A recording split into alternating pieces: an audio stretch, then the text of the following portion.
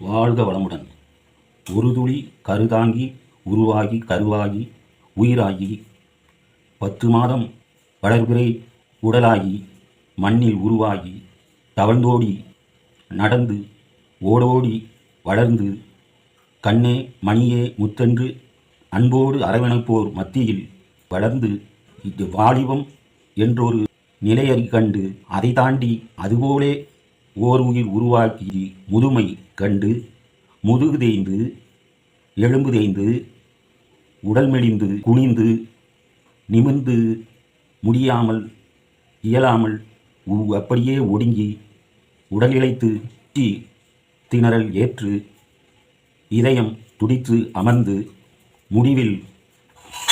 தீர்க்கு இரையாகி ஒருபுடி சாம்பலாய் நீரோடு கலந்து நிறைந்து செல்வதுதான் இந்த